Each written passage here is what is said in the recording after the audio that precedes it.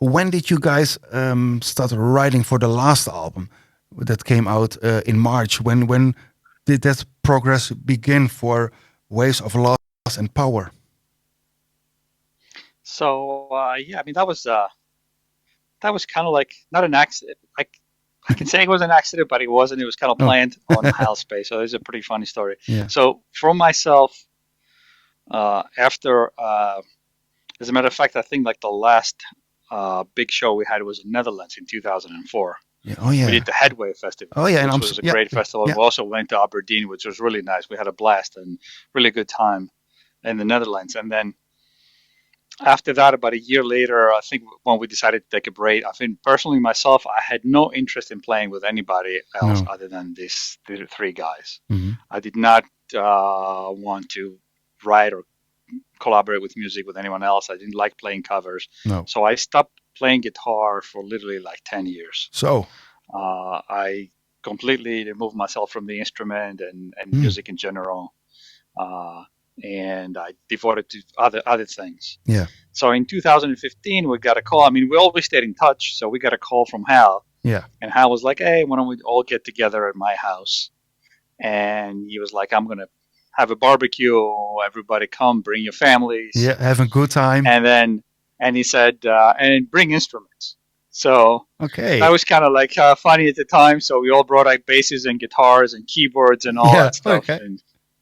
And then we were, drinking, hanging out. And we started playing. He was like, let's go jam a little bit. So we started playing, and then I think it was evident at the time that as soon as we started playing, we started coming up with ideas, right? Yeah. Because we weren't playing old stuff, and we weren't playing like new stuff.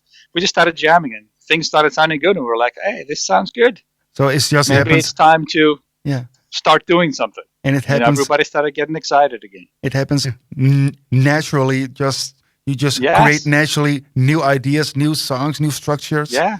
Yeah. It just happened organically. We didn't plan, other than that small plan on Hal's head, he was like, hey, maybe he felt it was the time to do it. Yeah. For everybody else, it was kind of like, hey, let's just jam and see what happens. And What things hap- were actually sounding good. So we're like, yeah, why don't we just do something? Yeah, and there was perhaps no pressure from labels or from fans, or you just can do what you like to do and let it flow. That's good. That's perfect. Yeah. Yeah, it was totally selfish. Like Yeah. we there was no agenda, there was no business plan. Like you said, there was nobody involved No. except these four people. Yeah. And we weren't doing it with an end goal in mind. It was just like we enjoy being together and we enjoy playing music. That's why we did it. Yes. And That's the best way to do it, I think. Yeah. Yeah. it is. Yes, yes. And the inspiration for the album, the lyrics and all that, where get you the inspiration from? Lyric wise. Well, I mean, Josh would be the best one to speak to that because he wrote all the lyrics. Okay. Yeah. And he came up with the album title as well. Mhm.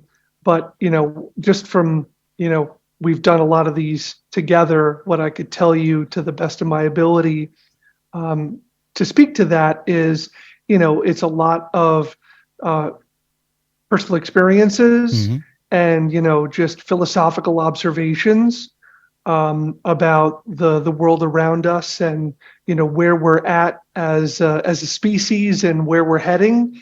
In some cases to good and to some ill. Yeah. So I mean, I think he's always been very thoughtful in that regard as a lyricist. And Neil Peart of Rush is a kind of a big hero of his, and someone that he treats as the benchmark of great writing lyrically for this style of music for sure. Yeah, when I think the album title is very powerful, like Waves of Loss and Power. It's like, whoa, that's some kind of title, man. That's yeah, amazing. Yeah.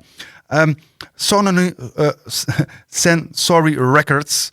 That's why the album is released. Can you tell us a little bit about the record deal? Well, what happened between the barbecue and recording? Yeah, yeah. Go ahead, Doug.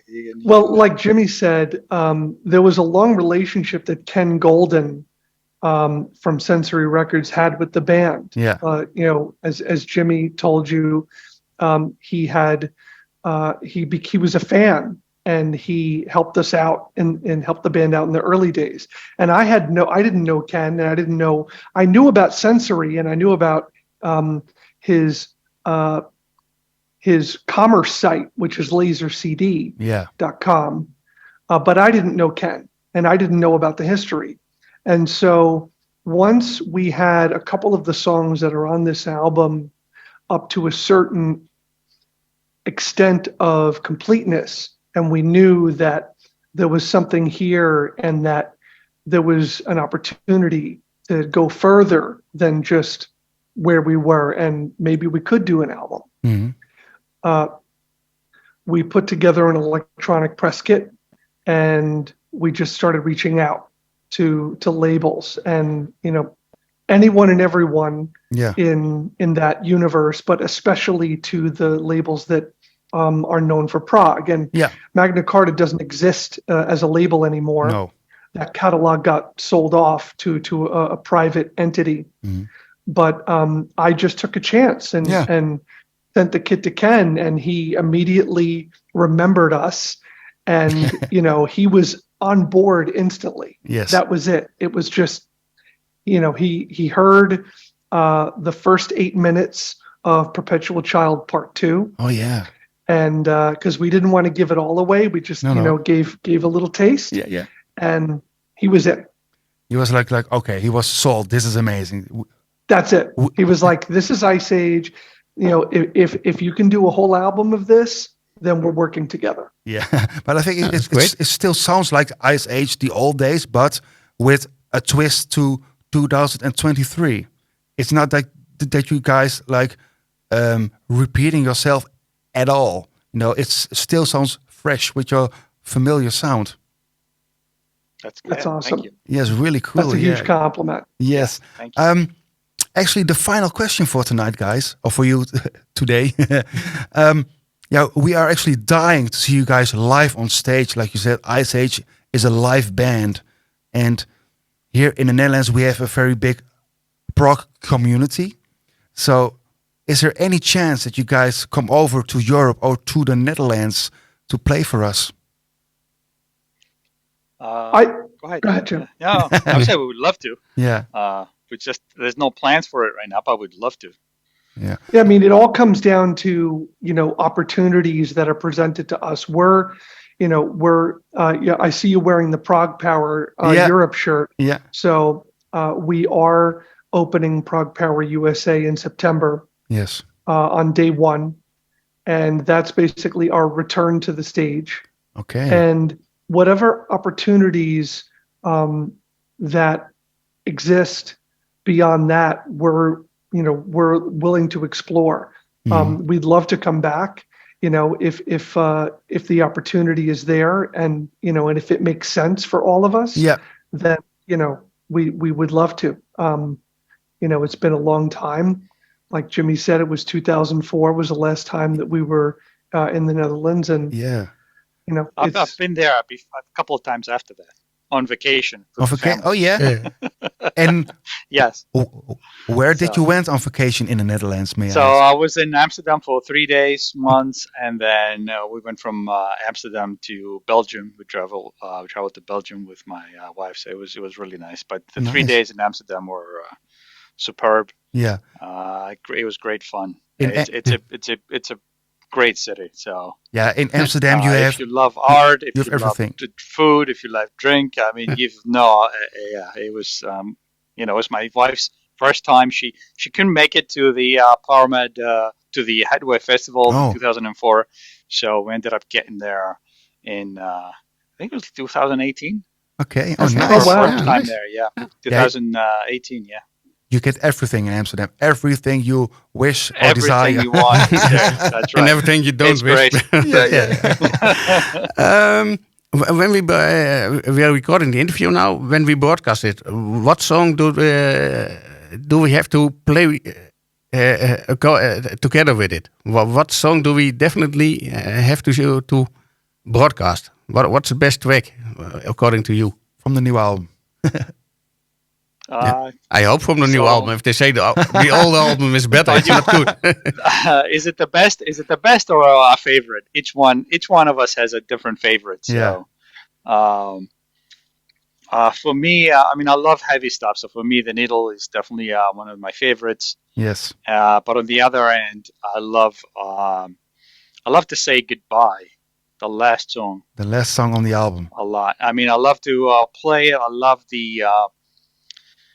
I think there are conversations that happen within the songs between the guitar and the keyboards is something very dear to my heart. It really feels really well, really good to play that song and play it with Josh and listen to all that. But yeah, The Needle's Eye for me is one of those songs where you want to be like a teenager again and start jumping around and bang your head if you can. Yeah. You know? Yeah, we We're don't not have too- hair, too but we old. can still bang. That's right. Okay, we're going to play the That's- songs, yeah. of course. Well, guys, thank you very much for your time. It was an honor to speak to you here at Rock of Ages on AFM in the Netherlands, in Aalten, actually, a very small town in the Netherlands.